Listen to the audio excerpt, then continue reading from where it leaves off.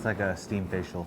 So we're about to eat one of the most iconic Korean dishes, and it's called Samgye-tang. They take a young chicken, stuff it with glutinous rice, and then they put in some other kind of medicinal type ingredients, you know, either little pieces or a whole chunk of ginseng, garlic, and then they put in some Chinese dates or jujubes.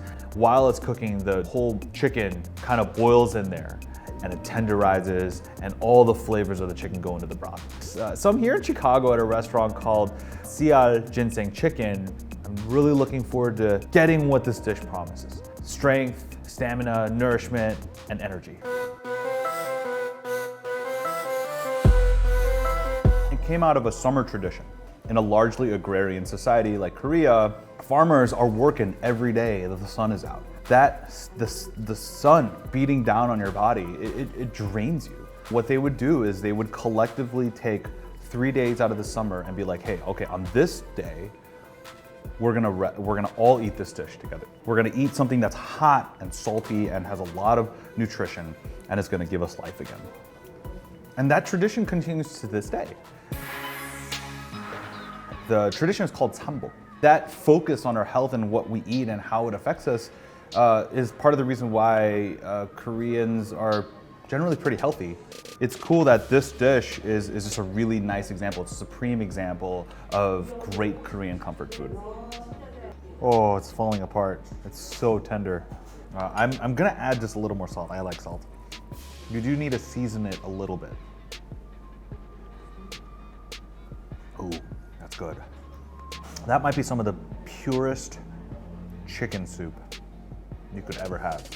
I like to dip it in the salt. Wow, I mean, this thing is meltingly tender. Here's a jujube, which is a like a Chinese date, and sort of dried, so it has a kind of prune-like flavor.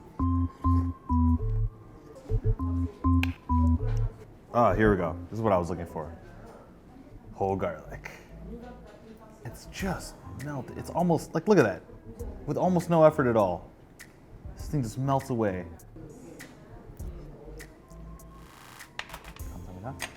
So she gave us a little bit of insamju, or ginseng wine, and usually when you order this dish, get a little shot of it. So I'm gonna have some. Ooh, that's boozy. I mean, it's kind of like a really fiery soju. It's nice, it's a little medicinal, it's a little herbaceous, but it's not, you know, overpowering. I would say it's kind of like Korean malort. So it goes really well in Chicago. The ginseng, it's a medicinal root.